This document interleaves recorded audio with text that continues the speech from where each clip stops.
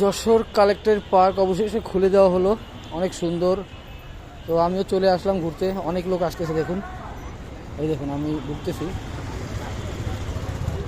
মানে ফুল আর ফুল, দেখুন যে দর্শনার্থীদের ভিড়। এখানে আপনারা সন্ধ্যার সময় মানে বিকাল টাইমে খুলে দেওয়া হয়। আচ্ছা, অনেক দিন পরে এটা আর কি খুলে দেওয়া হলো, ঠিক আছে।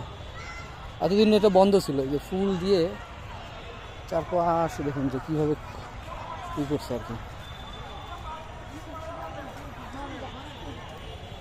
ছবি তুলতে মানুষের ভিড় চলে আসছে এখানে, অনেক ভিড়। দেখুন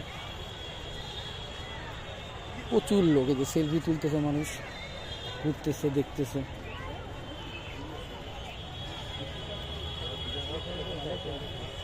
মানে নতুন যে ফুল এত সুন্দর মানে দেখা যাচ্ছে, এটা দীর্ঘদিন বন্ধ ছিল, তো নতুন করে আবার খুলে দেওয়া হয়েছে। তবে কিছু শর্ত আছে, যে মাইকিং করতেছে হয়তো, এমন কিছু শর্ত আছে যেগুলো আর কি করা যাবে না।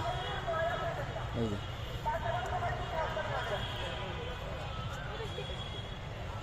দেখছেন,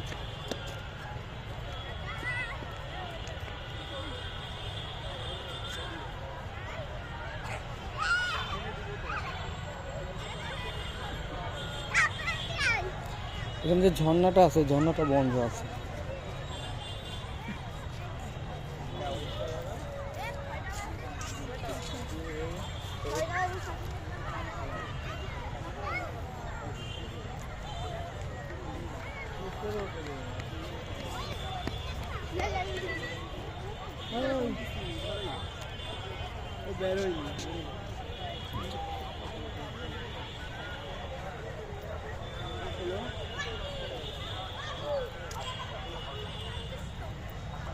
এটা আগে পানি প্রবাহিত হতো, এখন হয় না, এটা নষ্ট হয়ে গেছে, যে বন্ধ করে দিয়েছে এটা আগে পানি প্রবাহিত হতো।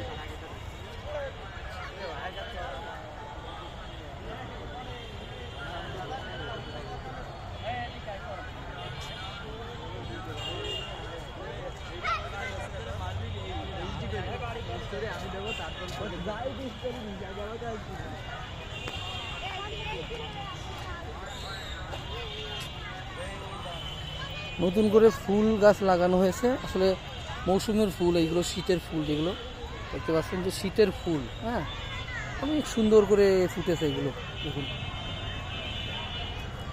প্রচুর পরিমাণ দর্শনার্থী আসতেছে, যারা এখন দেখতেছে ওরা অনেকে জানে না যে কালেক্টর পার্ক দীর্ঘদিন বন্ধ ছিল, এখন হয়তো খুলে দিয়েছে। দেখুন গাছে কি সুন্দর ফুল,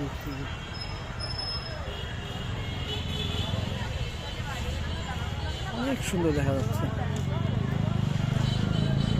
প্রচুর পরিমাণে লোক আসতেছে, ছবি তুলতেছে, ছবি তুলে তুলে মনে হয় যে একদম মনোরম একটা পরিবেশ।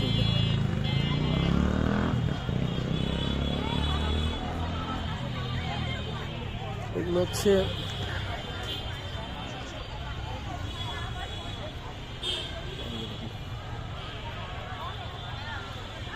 পাশে যে কালেক্টরেট ভবন, এটা অনেক বড় একটা ভবন, আপনারা দেখুন যে যশোরের খুব নাম করা একটা ভবন। এই যে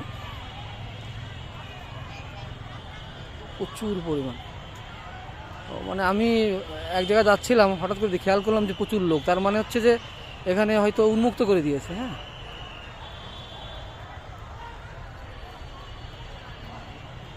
ফুল লাগিয়ে মনে করেন যে আসলে আমাদের দেশের লোক তো আমরা তো ভালো না, আমরা তো ভালো জিনিসগুলো রাখি না।